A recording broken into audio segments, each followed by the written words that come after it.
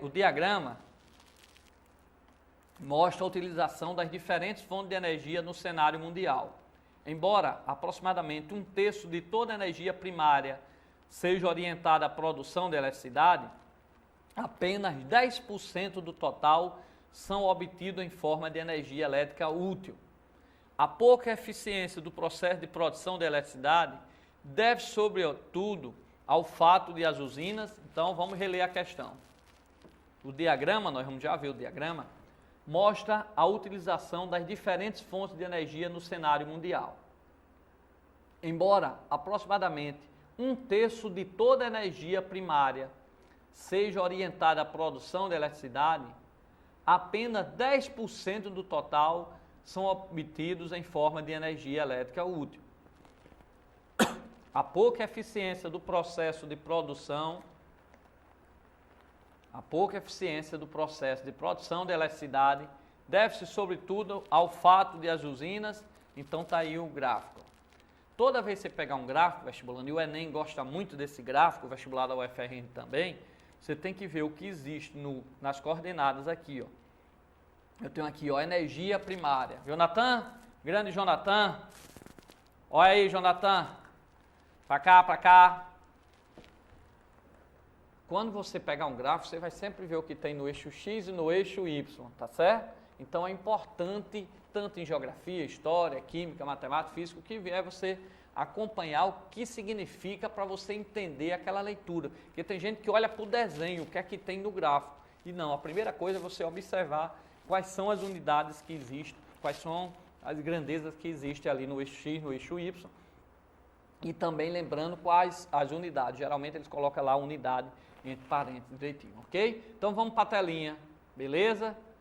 Para a telinha. Se você olhar aí na telinha, você vai observar que nós temos aqui, ó, energia primária. Aí ele botou de ponta a ponta, que seria os 100% da energia primária, tá? Ele disse que 30% dessa energia primária, ele deu no texto, você lembra que a gente leu?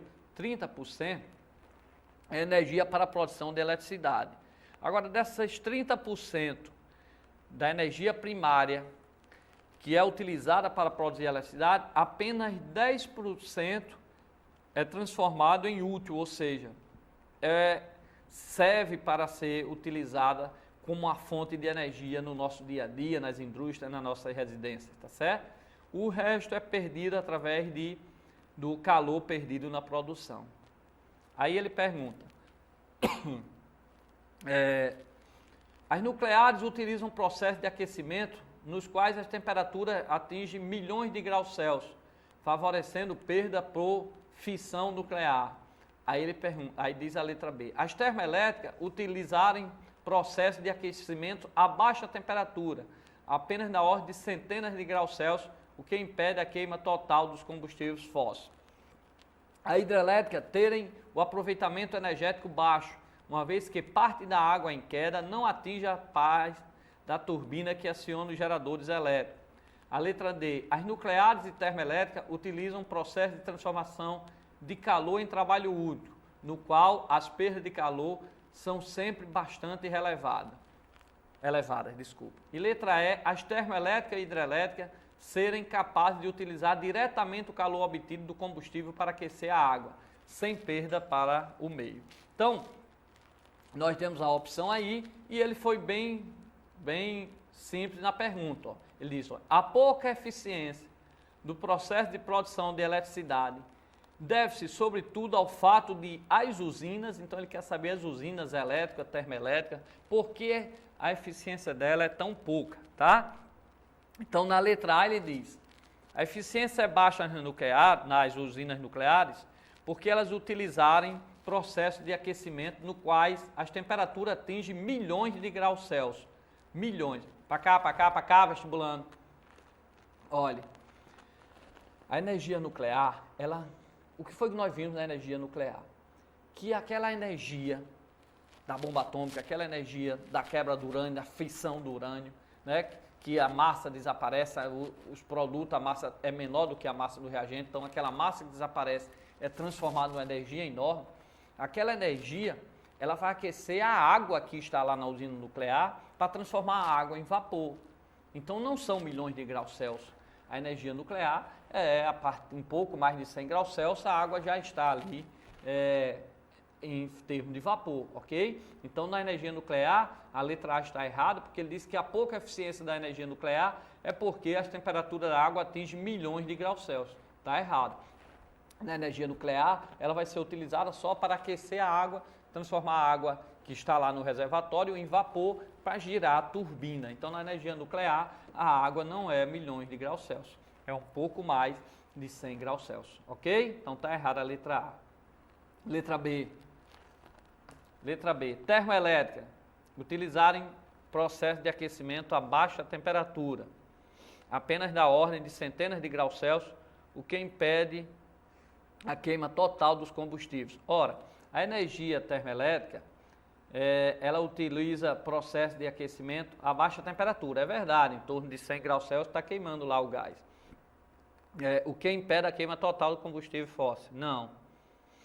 O combustível fóssil é queimado total. Agora, parte dele é que é aproveitado, ok?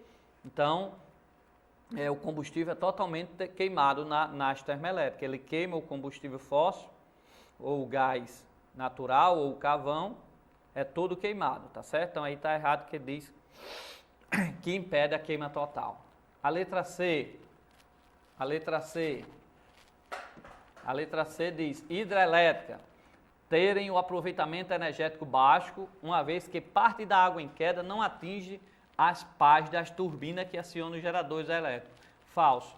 A água da hidrelétrica, ela cai e aquela água que cai, toda ela passa pelas turbinas para fazer ela girar, tá certo? E não é por conta disso que o aproveitamento energético dela é baixo, tá certo? Então vamos para a letra D. As usinas nucleares e termoelétricas utilizam um processo de transformação de calor em trabalho útil, certo? No qual a perda de calor são sempre bastante elevada. Correto, a letra D. Ó. A nuclear e a termoelétrica, nós vimos que todas as duas aquecem a água. A nuclear aquece a água através da fisão do urânio que libera energia e aquece a água.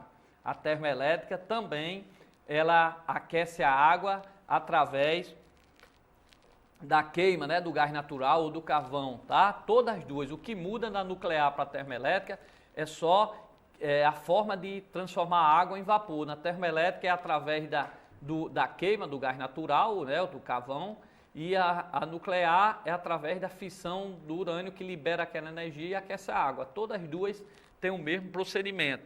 Aquece a água, transforma a água em vapor, gera, né, que vai fazer com que esse vapor gire a hélice e transforme a energia elétrica.